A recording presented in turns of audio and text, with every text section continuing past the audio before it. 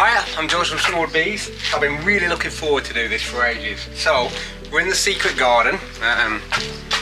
It's doing alright. Got some sunflowers growing. There's the window. And then down here, we're doing alright. Jasmine's growing well there. I put some chicken wire just around that drain pipe, just to help things to grow a bit more, which I think is working well. Anyway, I've been really excited about making this. So, we've got this fairly nondescript, well, it's an alright wall. And I was thinking what I'm going to do with it, because to just let things grow over it generally is fine, but it's a nice wall, it's there, it's a feature. And then I'm really, obviously with any garden, with any wildlife garden, the key is water. You have to have water. Now that could be for small animals like a hedgehog or fox badgers, or it could be even small animals like bees or insects, etc. So what I'm going to do, it's going to be like a child safe pond basically. So I'm going to dig out at the bottom, and I've got a tiny pump. I bought a pump which I wanted the smallest pump I could get, which is just big enough to get the water from there to the top. So the plan is, I'll tell you the plan, and we'll see if it comes that way. We're going to have a pond here. The water's going to sneakily up, pump, and it's going to trickle down here. And I want it to be just a trickle. The reason for that is because that'd be great, because you'll get all moss growing on that wall, which will be really good for bees and other things to drink. Moss particularly is good for bees, and like gravel, beach and things like that, because it means they can drink on it without the danger of drowning. That's really important. Bottom bit, I'm going to cover it with rocks. So, you know, you might get frogs or toads hibernate. Well, I don't think it'll be any good for actually like frog spawn or anything like that. But wherever there's water, you'll get creatures. So yes, the bottom is basically just going to be like a tank type thing. It's the top, the moss, which is going to be important. It'll be a really nice green strip down. That's the plan. Anyway, let's start.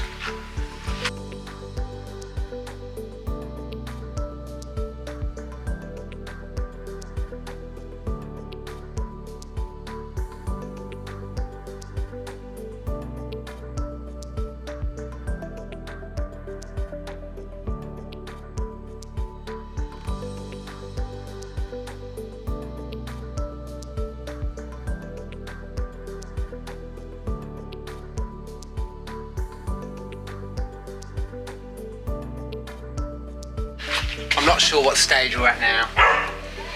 Stage 20.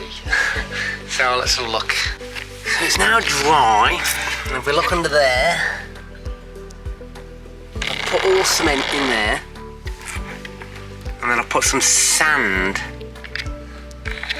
in the bottom to sit it on, and I've moved these posts slightly closer and put some brackets in. Okay, so that's where we're at. Now, pond liner, which I like better, much thicker.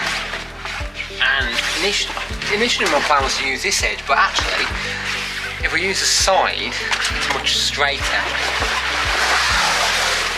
So my plan is to stick that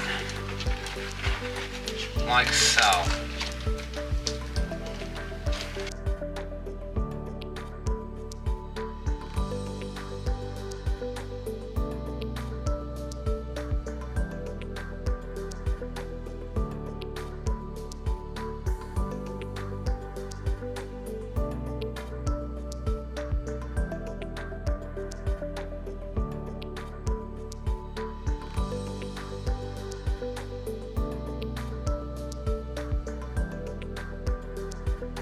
So I'm trying to squash it all in, like neat. But what I'm going to do now is put some water in.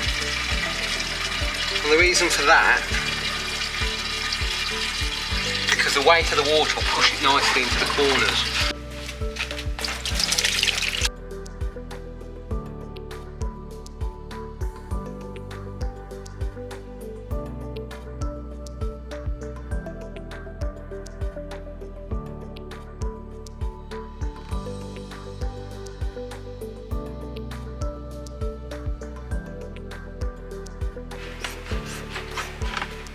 So I'm cutting it I'm not cutting it, I'm giving it a good gap, just in case.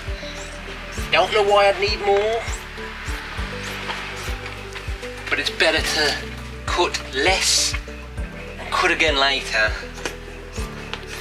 than cut not enough. Then I'd have to restart it all again.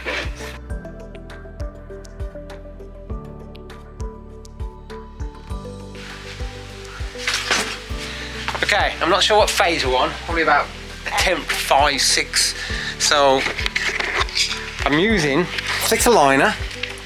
This stuff's much thicker. And then I don't like the colour that much. It's supposed to be clear, but it's a bit more of an orange. And what I've used is it's basically pond sealer. So it must work. It's got a pond on the front. That was the main reason I decided to use it, nothing fancy. And I've done about 3 coats, slowed it on, and it is quite, if you look at it, it is quite plasticky. Obviously I'd rather have natural stone completely, but because it's quite, I think it's maybe a type of sandstone, it's porous, so the pond was going down basically. So we need to make it not. Now all those cuts I put in before, which actually in hindsight I didn't need to do at the time, are now proving their worth, because all of these bits here, that's going to give much more chance of plants being able to grow out of them, so I think it'll be okay. Anyway, what I'm going to do now is with the hose, put a load of little holes in, and I'm going to wrap the pipe in old socks. And the reason for that is, one, I've got some old socks, and 2, instead of it like coming out really fast, it's going to come, it'll hit these and then seep out, because we want a nice seeping trickle stream. So let's get on with that.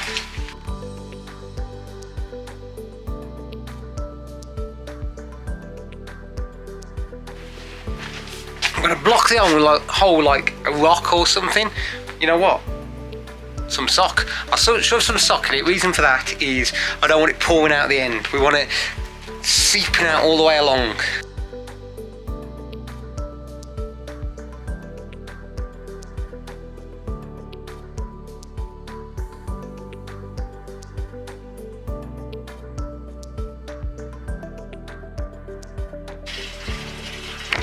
So this is the plan.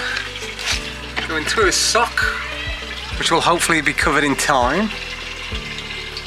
I'll do something better at some point, but for now we'll just see what happens. Maybe stick a wall. Anyway, for now we'll just see what happens. And the idea is it's going to seep through that sock, and that'll trickle down this wall. I don't know how many attempts it took, but I've left it overnight, and it's not gone down. So what I'm going to do now is I'm going to beautify it and get some rocks. I'm going to make it so you can't see the water.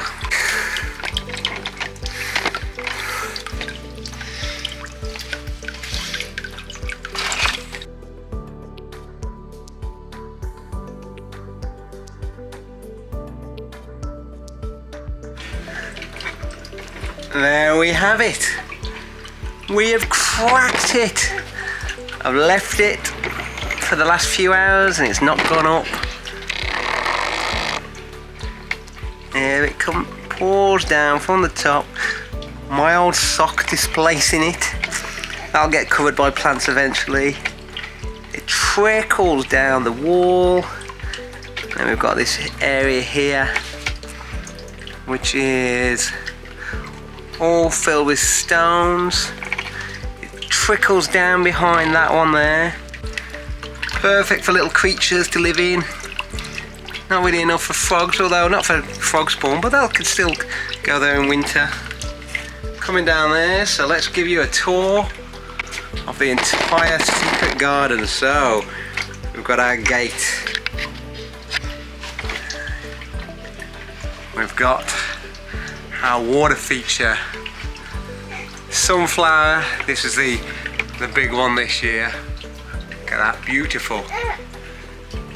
Got the plants growing. We've got the window. And then we've got the fern garden here. So, very happy with that. I think it looks beautiful. If you like it, please comment, like and subscribe. And there we have it.